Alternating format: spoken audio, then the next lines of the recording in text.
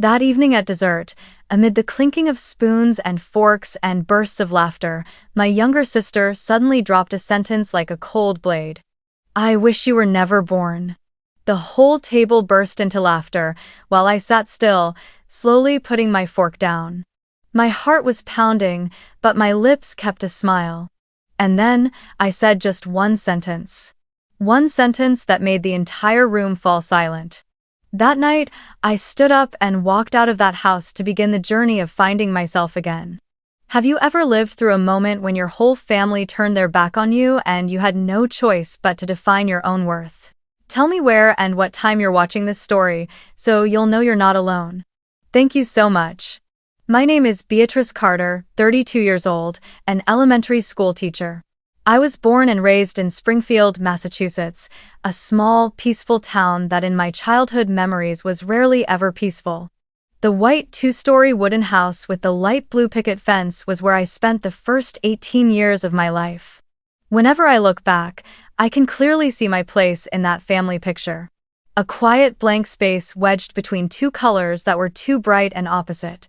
Victoria, the dazzling star eldest sister, and Sophie, the pampered youngest, baby.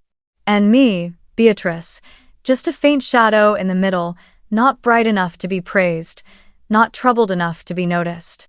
From my elementary school years, Victoria had already been our parents' pride. She always brought home sheets filled with A's, certificates signed by the principal, and debate trophies with her photo printed in the local paper. I remember vividly the image of my mother standing in the auditorium, clapping until her hands turned red as Victoria walked up to receive her cup, while my father kept boasting, "That's my daughter, future top lawyer of America." Every gaze in the house was fixed on her, while I sat in the back row holding the small bouquet my mother had handed me, wondering if anyone remembered that just the day before I had also won a class reading recital prize. Sophie was a completely different story. She was never as talented as Victoria, nor was she hardworking, yet she was treated like a fragile treasure. Whenever Sophie broke a vase or smeared paint all over the walls, my mother would just smile gently and say, "It's fine, she's still little." My father would shake his head but quietly clean up afterward. Once, when Sophie was called to the office for fighting at school, my mother scolded the teacher for not understanding her creativity and then took Sophie out for ice cream to comfort her. Everything Sophie did was excused, while even my smallest mistakes, forgetting to clear the table or spilling milk, were pointed out. Your big sister is too brilliant, and your little sister is too sensitive. You're the one who has to know how to behave properly. In that picture, I learned to become the easy child. I finished my meals, completed my homework, and never caused trouble. But because I was so good, my parents paid even less attention to me. They always told guests who visited our house, "Beatrice is no problem, she's always fine." The words sounded like praise, but to me they felt like an invisible sentence. I had no right to be weak, no right to make mistakes, because they had already decided I was the one who would take care of myself. Even the teasing from my sisters reflected that position. I remember when I was 11, I used to sleep hugging a brown teddy bear named Charlie. One afternoon after school, I couldn't find Charlie anywhere. Victoria and Sophie whispered to each other and giggled until they finally admitted, "He ran away because you didn't know how to take care of him." I burst into tears, searching everywhere, while my mother, seeing the scene, only shook her head and said, "Just kid stuff. Don't pay attention." A few days later, Charlie reappeared on my bed, dirty and missing one eye. By then, I no longer cried. I simply stayed silent, hugged him tightly, and tried to soothe myself into believing everything was fine. There was another time when both of my sisters conspired to make up a story that I was adopted. Victoria said I didn't look like anyone in the family, and Sophie added that my parents had taken me from some orphanage. I remember believing it so deeply that many nights I lay in bed with my pillow wet from tears, wondering if one day my parents would send me back to the old place. When I finally gathered the courage to ask my mother directly, she burst out laughing. "Goodness, they're just teasing you. There's no such thing." My father patted my head and told me not to think too much. But no one told Victoria and Sophie that their joke had gone too far. No one stood on my side but me. Things didn't get any better in my teenage years. When I cried about being bullied at school, Victoria told me I was too sensitive, and Sophie mocked me, saying, "You're always overreacting." I turned to my parents for protection, but all I got were their shrugs. "Let it go, life's like that, don't pay attention." So I taught myself to hide my sadness, to tell no one. I practiced smiling. I practiced becoming the middle sister who was always ready to listen but never truly heard. Over time, I formed a distorted belief that sank in like roots, that I only had value when I stayed silent, when I did everything to keep others happy. I became the one who cleaned up the battlefield after arguments, the one who remembered everyone's birthdays, the one who quietly gathered the pieces no one cared about. I convinced myself that if I didn't, the whole family would fall apart. And I feared that, because for a child, even a cold family still feels like the only place to lean on. So I learned to shrink myself, to become the quiet shadow behind my sisters. When Victoria was celebrated, I smiled. When Sophie was protected, I stayed silent. When I became the punchline of a joke, I forced a laugh. All of it was just to keep the peace in a home that had never truly been peaceful. As I stepped into adulthood, my role in the family seemed to have already been written, as if I could never escape that invisible loop. If in childhood I was the child mocked and labeled as too sensitive, then growing up I became the mediator, the one working quietly in the background to make sure everyone else in the family felt comfortable. I remembered every single birthday, even carefully buying gifts for my parents on behalf of Victoria and Sophie. Once, on the very day my father retired, I scraped together the modest salary of a trainee teacher to buy him a simple Seiko watch. I even called Victoria to remind her to sign the card, and phoned Sophie to remind her to show up at the party. When he opened the box, both my sisters were right there at his side, beaming, posing for photos with him as if they had been the ones who put it all together. I stepped back, holding the camera, smiling, accepting my role as the shadow behind the lens. Every family meal that followed played out like a familiar script. My father sat at the head of the table, nodding along while Victoria spoke about her big lawsuits, her hefty bonuses, or the new car her husband had just ordered. My mother never failed to admire her eldest daughter, her eyes shining with pride as though nothing else in the world could bring her greater joy. Then came Sophie's turn, always eager to go on and on about her next artistic idea. A massive mural, a bizarre photo installation, or a sculpture project that never quite took shape. No matter how many times Sophie failed, the family would applaud and reassure her. One day, she'll find her place. In the rare pauses, I tried to slip in small stories from my own world.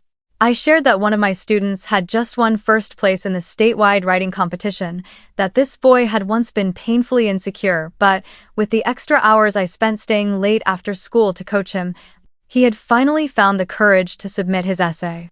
I told it with genuine joy, hoping for even a flicker of pride in my parents' eyes. But all I got in return was my mother's distracted nod, a polite, "That's wonderful, dear," before she quickly turned back to Victoria. "So, tell us more, how's the case going next week?" In that moment, I felt like my words were nothing but echoes fading into an empty space, unheard by anyone at the table. Over time, I began to realize I was locked into two roles no one ever openly acknowledged.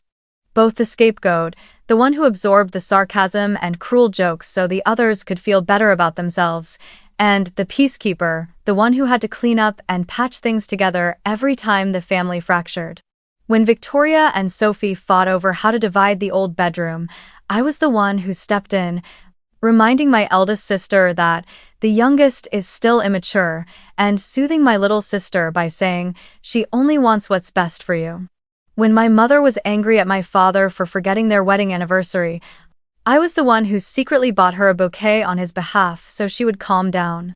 Whenever there was chaos in the house, I was there, like an invisible glue holding the fragments together, yet no one ever remembered the effort behind it.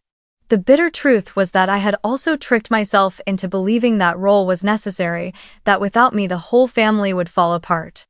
I turned myself into the mediator so completely that I no longer knew what my own voice sounded like. I forced a smile at sharp remarks. I bowed my head when my efforts were erased. I was always the last one clearing the table after meals while my sisters leisurely went upstairs or out with friends. I believed that if I stayed quiet, if I didn't complain, I could preserve that fragile peace. But in reality, that peace only existed for them, and I was withering away inside. There was one time, while I was washing dishes in the kitchen after Christmas dinner, when I clearly heard Victoria and Sophie laughing in the living room. They were reminiscing about their old jokes, including the time they pretended I was adopted. I stood behind the door, my hands cold and wet, my heart tightening. I wanted to step out and protest, to shout that their joke had left a deep wound, but in the end, I just kept washing dishes, swallowing my tears. By then I was far too used to being the one who endures, the one who made sure the family never had to face the truth of how cruel they had been to me. Throughout all those years, I slowly came to understand a sad truth. In my parents' eyes, I wasn't a child to be protected or celebrated. I was a quiet cushion, something that existed to absorb their anger and conflicts so they could turn back to loving each other. And because of that role, I was never truly heard. I existed, but I wasn't present. I spoke, but no one listened. I tried, but it was never enough. Looking back, I see now that I spent my entire youth like a sponge, soaking up everything toxic and holding it inside so the family could appear calm on the surface. But I didn't know that one day everything I had swallowed would gather into a violent wave, and it would break at that very same family table, the moment Sophie said, "I wish you were never born." All one. I still remember that evening clearly, when everything seemed like just another ordinary family dinner in the Boston suburbs.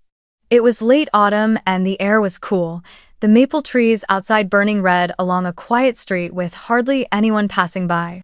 I drove my old car to the house where I had grown up. It looked exactly the same as when I was a child. A tidy front yard, the bougainvillea heavy with purple blossoms, and the porch light glowing faintly yellow as if beckoning me inside.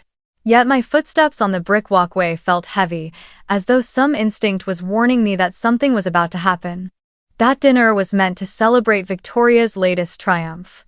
My older sister, 35, an ambitious litigator, had just officially become a partner at a major law firm in downtown Boston. My mother, Margaret, had laid out the dining table with a cream-colored cloth and the fine china saved for special occasions. The smell of lasagna she had baked filled the kitchen, blending with the aroma of red wine my father, Thomas, had already uncorked from the small cellar in the basement. My father, as always, spoke little, sitting at the head of the table with gentle eyes that carefully avoided any tense conversations. Victoria arrived like the star of the family, wearing a perfectly fitted business dress, her hair neatly curled, a luxurious watch gleaming on her wrist, a gift from her husband, Robert, a doctor. She talked about her high-profile case and the invitations she had received to speak at prestigious law schools. Her children, Emma and Jack, sat politely in their chairs, living proof of the perfect family my parents had always dreamed of. At the other end of the table sat Sophie, the youngest at 27, with her usual air of defiance. Her hair was dyed blue, her clothes were messy, and her stories circled endlessly around art projects that never reached completion. Despite her constant failures, Sophie was still coddled like a child who would never grow up, defended by my mother with the same refrain. "She's just finding her own path." And me, as always, I sat quietly, trying to blend into their conversations. I shared a little about my student, the boy who had won a writing award after months of guidance from me. The table nodded absent-mindedly, then immediately shifted back to discussing the new BMW Victoria was considering buying. I was so used to it by then that it no longer stung sharply, only a dull numbness crept across my chest. Then came dessert, and my mother carried out her signature chocolate cake, the one she had always been proud of. She set it neatly in the center of the table, the glossy frosting gleaming under the warm yellow light, making the whole room seem cozier. That sweet smell should have evoked tender childhood memories, but for me it only stirred up old wounds. As my mother sliced the cake, placing each piece on fine china and passing it around, the atmosphere shifted into the familiar climax of these dinners. The family reminiscing about the past, laughing loudly as if the old teasing had always been funny memories. Victoria began with a story about her high school debate competition, and everyone applauded proudly. Sophie chimed in with her shrill voice, recounting the legendary pranks hiding my stuffed animal, convincing me I was adopted. Laughter rippled around the table from my father, my mother, even Victoria, as if none of it had ever mattered.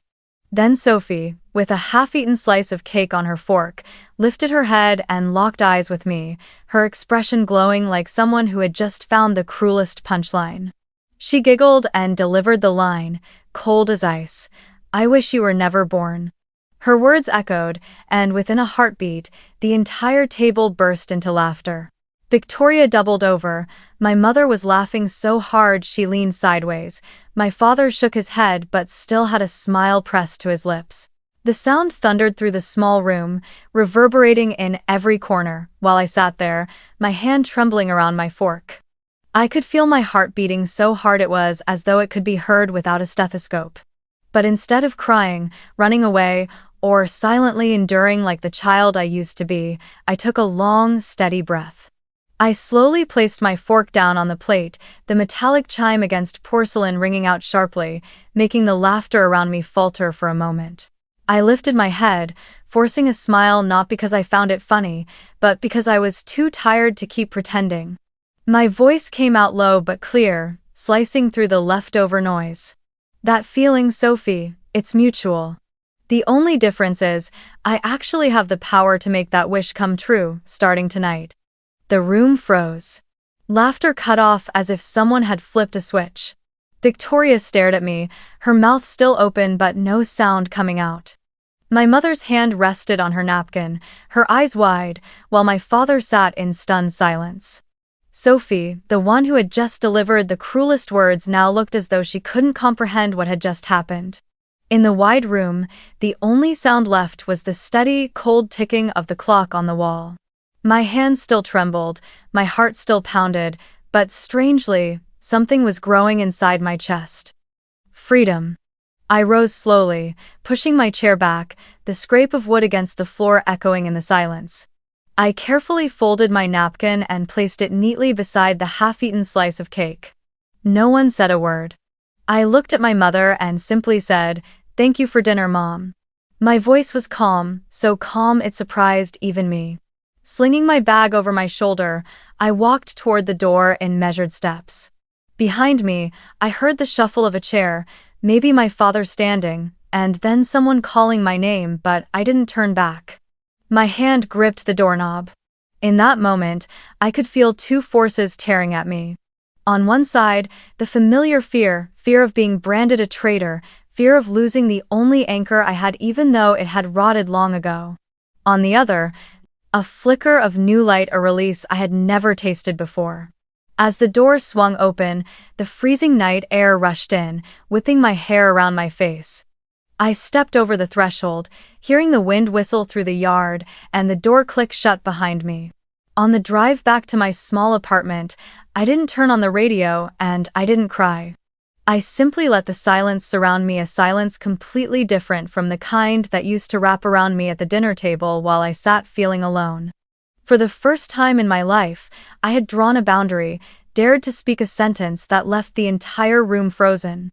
And in that very moment, I knew everything would never be the same again. I was trembling, yet my chest felt strangely light. I had stepped out of my old role, the sponge who absorbed all the poison. I had put down my fork, and with it, the years of being disregarded. That night I knew with certainty that I had just begun a new journey. A journey where, for the first time, I would no longer be the one keeping the house steady for others, but the one building a life of my own. And it all started with a short sentence, right there at dessert. By the time I reached my small apartment on the outskirts of Boston that night, the clock was close to midnight. I took off my coat, tossed my bag onto the sofa, and collapsed into it, feeling as though my whole body had just weathered a storm. In my mind, Sophie's "I wish you were never born" still echoed, and the calm smile I had forced in response felt like a scar etched deep. I made myself a cup of hot tea, but my hands were still shaking and water spilled across the table. I didn't bother wiping it up. I just sat still, watching the thin steam rise into the dim room. Then, almost without thinking, I turned on the desk lamp and opened the journal I always kept on the shelf. On the blank page, I wrote in bold letters, like a declaration. It's time to live a life that doesn't need their permission. I didn't sleep that night. I poured out everything I had been holding back for years. The humiliation of having my efforts dismissed, the bitterness of being made the family joke, and the exhaustion of carrying the role of peacemaker. Each line released a little more tension, but also urged me that if I didn't change, I would remain trapped in that toxic cycle forever. I recalled my reply at the dinner table. I have the power to make that wish come true, starting tonight. At the time, it had been instinct, but now, thinking back, I understood I had to turn it into action. If they wished I had never existed, then I would disappear from their lives in every sense of the word. At dawn, I opened my laptop. The glow of the screen burned my eyes, but I kept searching. I typed into the search bar, "School counselor jobs, Seattle, Washington." Why Seattle? I wasn't sure, maybe because it was far, on the West Coast, halfway across the country from Boston. Far enough that meeting my family would become nearly impossible. Far enough that I could rebuild everything from scratch. Listings appeared, many public schools in the area looking for counselors. I read each description carefully, saved the ones that fit, and felt my heart start to race for the first time in years. I sensed a spark of hope for a different life. I sent applications that very day, submitting my resume to 3 schools in Seattle and 1 in Tacoma. Each time I hit apply, it felt like releasing a piece of fear and replacing it with determination. But I also knew that just applying wasn't enough. If I truly wanted to disappear from the old cycle, I needed a concrete plan to sever every tie. I wrote out a to-do list. First, change my phone number. For years, my mother and sisters had been able to call whenever they wanted to ask for favors or unload their problems. If I wanted boundaries, that line had to end. Next, delete my Facebook account. I didn't want them watching me or pulling me back with guilt-laden messages. I planned to redirect all my mail to a P.O. box near the school. That way I could keep my privacy and prevent them from knowing my real address. I even thought ahead to when I got a new job hiring a full-service moving company, flying straight to Seattle and leaving behind nothing but an empty apartment. Each item on the list was a concrete step, filling me with both fear and excitement. I knew I would face a barrage of calls, accusing messages, even tearful pleas when my family realized I was truly disappearing. But I told myself, if they once wished I had never been born, then this was their chance to live in a reality without me. This wasn't revenge. It was the only way I knew to protect myself. I leaned back in my chair, staring at the unfinished list, and whispered like a vow. If they want a world without Beatrice, then I'll give them that experience. And this time, I'll live for myself. The fear was still there, fear of being cast out, fear of emptiness, but alongside it rose a new kind of pride. I had put my fork down at that dinner table, and now I was putting down my old life to begin another journey. Dawn crept in, the first light of day slipping through the small window. I stood, drew back the curtain, and looked out at the cold, damp Boston sky. In that moment, I knew a new chapter of my life had officially begun, a chapter where, for the first time, I was no longer the sponge keeping peace for others, but myself, a free human being. The day I held my one-way ticket from Boston to Seattle, my hands trembled as if I were gripping something far heavier than paper. I brought only a few suitcases of clothes, a box of books, and some personal items. Everything else I left behind, along with the memories of the old apartment, the dinner table filled with mocking laughter, and the words that had torn my heart. When I boarded the plane, I chose a window seat. The Boeing 737 shuddered softly as it taxied, and as it lifted into the sky, I looked through the glass and watched Boston shrink, fading far below. I didn't know exactly where I was going. I only knew I could not stay another day where I had been. The flight lasted nearly 6 hours. High above the clouds, I tried to read but couldn't focus. I opened my laptop, stared at my resume, then closed it again. I thought about the journal packed in my suitcase, where I had written, "If they wished I had never existed, I will show them the world without me." But now a new thought was slowly taking shape inside me. Maybe I wasn't just running away. Maybe I was traveling toward another version of myself, a Beatrice I had never allowed to exist. When the plane landed in Seattle, the sky was gray and a fine drizzle dotted the windows. The air was damp and cool, completely different from Boston's dry cold.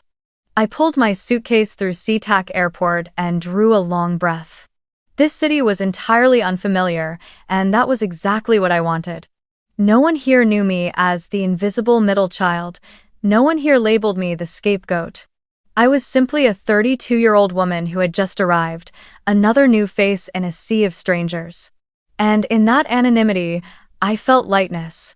My apartment in Capitol Hill was small, just one bedroom with a window overlooking deep green trees. In my very first week, I started work at a public school in the Seattle Public Schools District, in the counselor position I had applied for. The school was filled with students from many different backgrounds, each carrying their own story. On my first day, as I stepped into the small office arranged for me, I saw a whiteboard and a few motivational posters for students pinned to the walls. A Latino boy knocked on the door and asked, "Do you have time?" It was such a simple question, yet for me it was the first signal. Here, I was being heard, I was needed. I began holding small group sessions, teaching students how to face stress, guiding them to write down their feelings. It felt almost surreal to see those kids listening so intently, then smiling with relief when I told them, "You're not alone." For the first time in years, I felt my worth wasn't being dismissed. I wasn't a shadow behind someone else's achievements anymore. I was someone who could actually make a difference. Outside of work, I made a promise to open myself to this new city. I joined a hiking group I'd found online. On weekends, we hiked the trails around Mount Rainier, the damp air, the dense green trees, and the scent of the forest washing away the dust of my past. On those trips, I laughed more, not the forced laugh I used to give others, but laughter because my heart genuinely felt lighter. I also signed up for a creative writing class at a small independent bookstore. There, I was encouraged to write about anything.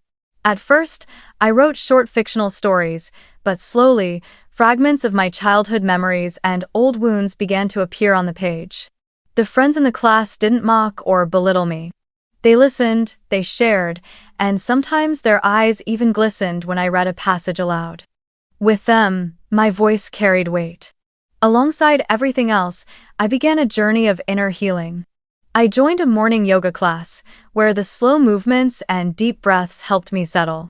I found an Indian American therapist, a gentle woman who explained to me that what I had endured wasn't just jokes, as my family had always said, but a form of prolonged emotional abuse. Together we untangled the knots, naming the pains I had spent years avoiding. After each session, I walked out feeling as though I was reclaiming small pieces of the soul that had been stolen from me. I also started a small blog to share mental health tips for students and teachers. At first, only a few people read it, but gradually I began receiving warm responses. Some parents sent emails thanking me because my posts had helped them understand their children better. Teachers wrote to say they had tried some of the techniques I suggested and had seen their classrooms become calmer. For the first time, my voice didn't disappear into a void, it actually reached people. Those therapy sessions in Seattle felt like stepping into a dark room holding a flashlight, daring for the first time to shine light on the corners I had avoided all my life. My therapist, an Indian American woman named Anika, never pressured me to speak quickly or confront the most painful memories right away. She simply asked patient questions, letting me open each fragment at my own pace. In the beginning, I only talked about everyday matters at school, how tense I felt, how easily I blamed myself. But layer by layer, the shell cracked, and I began admitting deeper truths. That I had grown up in a family where laughter often meant ridicule, where affection always came with comparison, and where I was never recognized as a person with value of my own. Annika called it emotional abuse. She explained that abuse isn't only bruises or blows, but also the repeated mockery, the years of being dismissed, and the burden of carrying an entire family's emotions as a child. I remember the tightness in my chest when she said, "Beatrice, you're not imagining this." It wasn't harmless joking. It was abuse.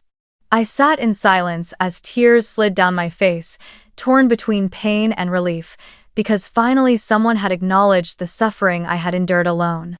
She also taught me new terms, words that, once spoken, felt like keys unlocking knots in my chest. Golden child, that was Victoria. From the time she was little, she had been the model, the pride of the family, her flaws overlooked, her achievements magnified. Scapegoat, that was me. At the dinner table, I was the target of cruel jokes.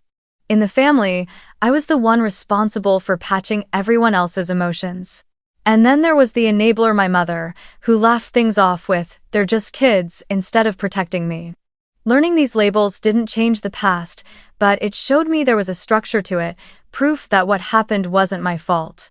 Once I saw it clearly, I found the strength to move forward. I began writing more on my blog, this time not just about stress in school, but about being the middle child in a family with a golden child and a scapegoat. I shared my experiences, never naming names, but being honest about what it felt like to be dismissed and how I was learning to heal. To my surprise, readership grew quickly. Teachers emailed to say they had seen students carrying wounds from home into the classroom. Strangers wrote that they cried reading my post, "The Invisible Child at the Dinner Table," because they saw themselves in it. For the first time, my story wasn't brushed aside, it was heard, shared, and allowed to spread. At the same time, I decided to enroll in an online master's program in educational leadership.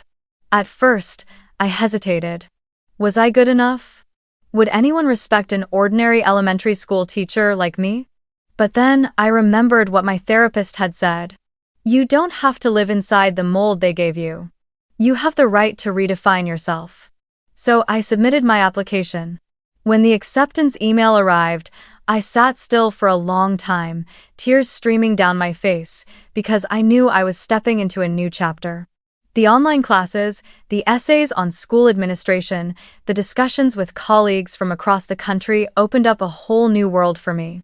I realized I wasn't only someone who listened well, I also had the ability to lead, to organize, to inspire. I began to dream of one day becoming an assistant principal, maybe even a principal. So I could build the kind of environment I had once longed for as a child, a place where no one would be dismissed just for being less remarkable. Alongside my career, I also began to discover myself in ways I had never dared before. I found I had a sense of humor, not the self-deprecating kind I used to use to please others, but witty remarks that made friends laugh freely. I discovered I had creativity, shown through the activities I designed at school, the small projects I organized. I felt alive with energy during hiking trips, telling stories along the trail and making the group burst into laughter. I started to see myself clearly. I was never the overly sensitive weak girl my family had labeled me. I was vibrant, funny, creative, and capable of connection and inspiration. Seattle, with its endless drizzle and the boundless green of its forests, became the backdrop for my transformation. Each morning yoga session, each afternoon spent writing for my blog, each hour of online classes, all of it felt like piecing myself back together from fragments. And I suddenly realized I no longer had to be the sponge keeping the family intact. I could simply be myself, strong, creative, full of energy, and my worth no longer depended on whether others recognized it. I still remember clearly the November afternoon when I received an email from Aunt Helen, my mother's younger sister. She lived in the suburbs of Worcester, often visited my parents, and preferred writing long emails instead of calling. Her letter was lengthy, and I read it in silence, each line like a blade reopening the ties I thought I had severed. She wrote that my mother, Margaret, had sunk into a clear state of depression. She no longer had the same passion for her small bakery, often opening late or closing early, sitting absent-mindedly for hours by the window. Neighbors whispered that she frequently asked them, "Have you heard anything from Beatrice?" Aunt Helen said her eyes were hollow, her hair graying so quickly it shocked everyone. My father, Thomas, the man who had spent his whole life avoiding conflict, could no longer maintain his calm facade. Aunt Helen wrote that he sighed often when speaking with neighbors, admitting that he felt he had failed as a father. "I should have protected her, but I stayed silent," he confessed. The man who once knew how to repair every machine at the power plant now had no idea how to mend the fracture in his own family. He was clumsy, off balance, and one neighbor even caught him standing in the doorway of my empty bedroom, as if hoping I might suddenly walk out. And then there were Victoria and Sophie, once a united front against me, now turning on each other. Aunt Helen described a Christmas dinner she had witnessed. Without me there to smooth things over, the two sisters began attacking one another. Victoria sneered at Sophie, saying, "You're 27 and still living off mom and dad," her voice dripping with contempt. Sophie burst into tears, slammed her spoon on the table, and screamed that Victoria was arrogant, self-righteous, always looking down on everyone. The atmosphere spiraled into chaos. My mother sat crying. My father shouted at them to be quiet, but his yelling only made things worse. Without me as the mediator, what had once been a dinner for boasting and showing off turned into a true battlefield. Helen wrote that the following year, at Christmas, the family could barely hold it together at all. My mother started baking pies but abandoned them midway, letting them burn to a crisp in the oven. Victoria arrived with her husband and kids but quickly grew irritated when Sophie once again bragged about another half-finished art project. The children cried, the adults snapped, and in the end, everything dissolved into a heavy silence. "No one could keep it under control," Helen wrote, "and people began to realize you were the one who had held this house together all along." News reached me through other channels as well. Mrs. Patterson, the elderly neighbor who had always been fond of me, sent a handwritten postcard. "Beatrice, your mother asks about you constantly. Your father looks 10 years older. Your sisters can't stop fighting. It seems no one realized your worth until you were gone." I read that postcard over and over, feeling both a sharp ache and a strange sensation. Recognition. The very recognition I had longed for throughout my childhood had arrived, but only once I was no longer there. I won't deny there was a part of me that felt satisfied not because they were suffering, but because the truth had finally been revealed. For years I had been treated as the shadow, the overly sensitive one. Yet it turned out I had been the invisible thread holding them together. While I was there, all their attention was poured into mocking me, which conveniently hid their conflicts with one another. I had been the cushion absorbing every clash. Once that cushion was gone, they were forced to face each other, and the truth was, they couldn't stand one another. Sometimes I asked myself, if they had treated me differently back then, could the family have stayed intact? But then I remembered what Anika told me during one therapy session. "Beatrice, you are not obligated to be the glue holding a cracked wall together. Your responsibility is to live your own life." That sentence helped me let go of the guilt. I hadn't destroyed the family. I had simply stopped playing the role of savior. Every update Aunt Helen sent was like a mirror reflecting my worth. They had once laughed in my face, told me I was weak, too sensitive, but when I was no longer present, that very sensitivity turned out to be what had kept them together. They thought they could thrive without me, but the truth proved otherwise. I watched it all from afar, not intervening, but sensing clearly. For the first time, they were forced to see just how important I had been. And in their unraveling, I found a new affirmation of myself.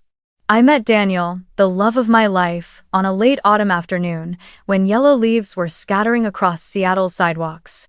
That day I stopped by the Central Library to find a few reference books for my master's thesis. As I struggled among the towering shelves, reaching awkwardly for a Toni Morrison novel on the highest row, a gentle voice came from behind me. "Let me help you." I turned and saw a tall, slender man, calm in demeanor, with warm brown eyes behind black-rimmed glasses. He pulled the book down and handed it to me with a kind smile. That was Daniel, a librarian from California who had recently moved to Seattle, and in that single moment, I felt as though I had stepped into an entirely new chapter. We began with short conversations in the library. Daniel loved literature, especially 20th century American poetry. He often shared little-known poems by Mary Oliver or E. Cummings with me, and I told him about the small blog I was writing. What drew me in wasn't only his knowledge, but the way he listened. He never interrupted, never mocked, never tried to turn my story into a joke the way I'd grown used to in my own family. Instead, he paid full attention, nodded thoughtfully, and asked questions to understand more deeply. I realized this was the first time a man had treated me with complete respect. Our relationship wasn't loud or hurried. It unfolded slowly, like Seattle's drizzle seeping into the earth. We hiked with friends on weekends. I took him to the trails around Mount Rainier, and he introduced me to the majestic Cascades. Along the way, we talked about books that had shaped our youth, about dreams, about old wounds that I could now share without trembling. Daniel wasn't frightened by my stories about my family.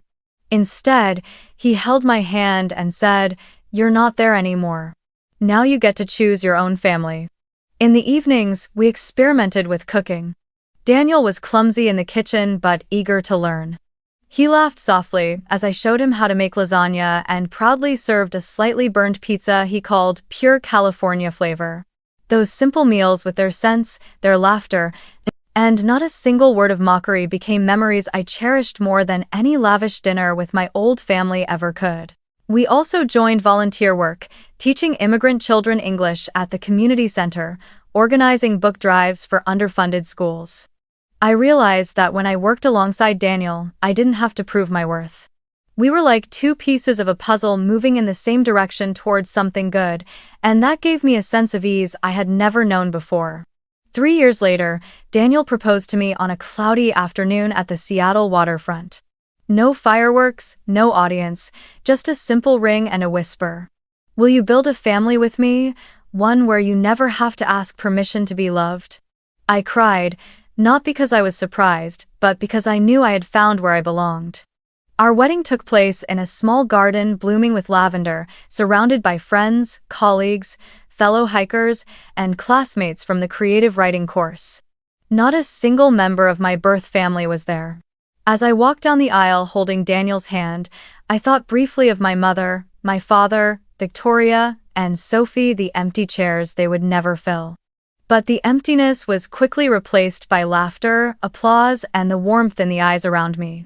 That day I understood, I hadn't lost a family, I was stepping into a new one I had chosen for myself.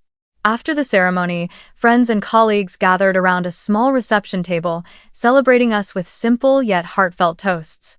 There were no comparisons, no condescending looks, no mocking laughter. Only warmth. Sitting among them, I thought to myself, this was what I had longed for all my life, a family where I was loved simply for being me, not for the role I played. I came to understand a profound truth. Real family isn't necessarily the people who share your blood. Real family is made of the people who choose to love you, listen to you, and respect your boundaries. With Daniel and with the friends I met in Seattle, I had finally found that.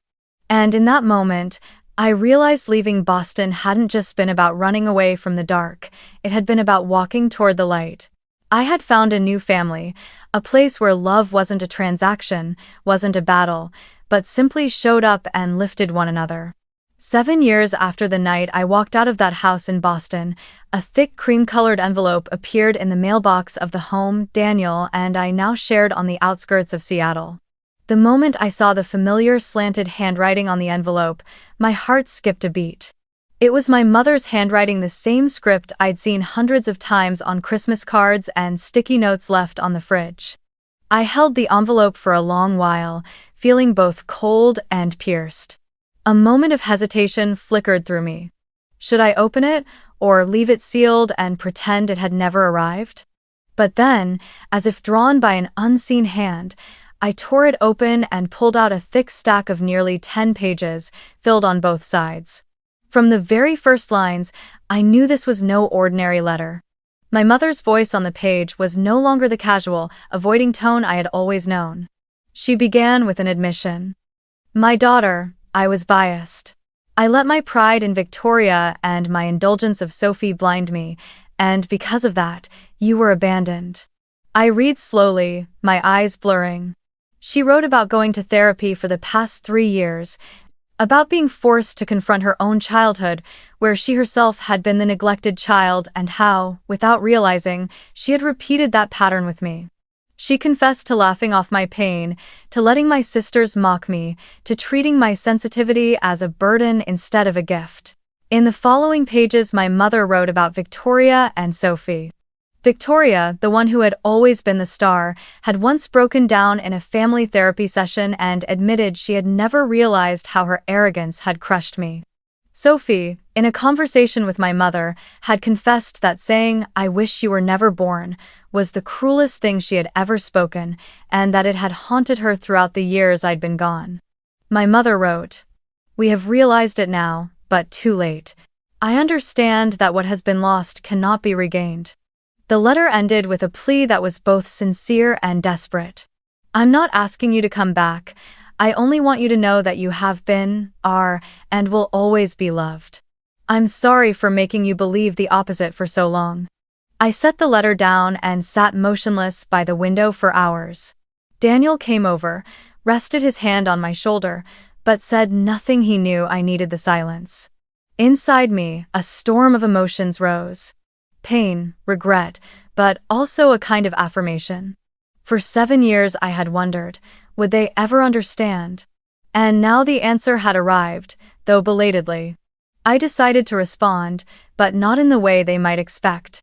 I took out a sheet of paper and wrote briefly, the opposite of my mother's 10 dense pages. I wrote, "Thank you for acknowledging and naming the mistakes. I forgive you. But forgiveness is not the same as reconciliation. I have built a new life, a new family, and I am happy here. I hope you continue therapy and continue to heal. Live the rest of your life, knowing I hold no hatred. But please don't expect things to go back to what they were. Yours, Beatrice." Just a few lines, yet every word I wrote came from the deepest part of my heart. I folded the paper, slid it into an envelope, and sent it off the next morning by mail. As I dropped the envelope into the metal box, a strange sensation washed over me, as if the weight I had carried since childhood slipped off my shoulders. I was no longer the desperate child waiting for recognition. I was no longer the woman who had left in silent bitterness. I was now an adult who knew what she wanted, knew what she deserved, and knew how to set boundaries. That afternoon, I sat in the backyard, watching Daniel play with the little dog we had just adopted. The Seattle breeze carried the scent of rain and lavender, and I smiled with relief. I had forgiven, but I hadn't gone back. I had closed the old chapter not with screams, but with a calm, final sentence, and I knew that was how I had reclaimed my life. By the time I turned 40, my life was nothing like the timid girl who had once sat frozen at a Boston dinner table. Daniel and I had built a home filled with laughter, and our greatest joy arrived when our daughter was born. We named her Hope, not just for her, but as a reminder of the journey I had taken. From the darkness of rejection to the light of a new life. Holding Hope in my arms, looking into her clear eyes, I promised myself, she will never have to doubt her worth, never have to sit at a dinner table feeling invisible. Alongside building my little family, my career blossomed. After years of study and persistence, I was appointed principal of a public high school in Seattle. On the day I officially took the role, I stood on stage in the large auditorium, looking out over hundreds of students and colleagues, and an indescribable wave of emotion rose within me. I thought of the girl I once was, Beatrice in Springfield, sitting quietly in class, always trying her best but never remarkable enough in her family's eyes. Now that girl had grown into a woman leading an entire generation of students. One of the first decisions I made as principal was to establish a scholarship fund for students from difficult backgrounds. I called it the Invisible Child Scholarship. The name surprised some, but to me it held a powerful meaning. I wanted every child who had ever been dismissed, who had ever felt unworthy, to know that someone saw them and believed in them. The scholarship quickly gained wide support. Colleagues, parents, even strangers contributed. Each year, dozens of students received help to continue their education. And each time I signed a scholarship certificate, I smiled to myself and thought, this is how I turn old wounds into something good for the next generation. My family life was simple, but full in a new way. Not full of flashy material things, but full of love. Our dinners were free of mocking laughter, free of harsh comparisons, just the three of us, me, Daniel, and Hope, sitting around a small wooden table. Daniel cooked his favorite pasta, Hope chattered about her preschool day, and I listened with my heart overflowing with peace. I put my fork down, looking at the two people I loved most, and realized that moment meant more than anything I had once craved from my birth family. This time, when my fork touched the plate, my heart didn't race with fear as it once had. It beat with gratitude. Gratitude that I had been brave enough to leave. Gratitude that I hadn't given up. Gratitude that I had finally found my true home. Many nights, after Hope had gone to sleep, I sat on the porch watching Seattle's fine mist fall from the sky and reflected on the long road behind me. I thought of my mother's letter, of her late apology. I thought of Victoria and Sophie, now with families of their own, likely still wrestling with wounds of their own. I felt no hatred anymore. I had forgiven them, but I would not return. I understood now that forgiveness is not the same as reconciliation. Forgiveness was my release, not an invitation to restore a relationship that had once caused me so much pain. The final message life taught me, the one I hope to pass on to my students, my daughter, and anyone willing to listen, is this. Family doesn't mean blood. Family is made of those who give you safety, who let you breathe freely, knowing you are accepted. I once believed I couldn't exist without my birth family's recognition. But the truth is, I built another family, one I chose, and who chose me in return. And I learned something equally important. Boundaries are strength. In the past, I feared setting boundaries because I thought it was selfish, that I had to sacrifice myself to keep the house at peace. But now I understand boundaries are the shield that protect me, keeping me from being the invisible shadow, from being the sponge that absorbs everyone else's pain. Through boundaries, I discovered my true worth. My story is not one of revenge, but of choice. The choice to step out of the dark, the choice to claim my own voice, the choice to build a new life. If someone is reading these words now, sitting in a room full of laughter but still feeling alone, I want you to know this. You deserve better. You don't have to stay just to hold together people who don't value you. You can walk away, and out there is a world ready to welcome you, where you can be yourself. Just like me, Beatrice Carter, a mother, a wife, a leader, and, above all, a person who has found her own worth. And I will never lose it again. Thank you for listening, and I'll see you, dear friend, in the next story, airing daily here on Familial Stories Exposed.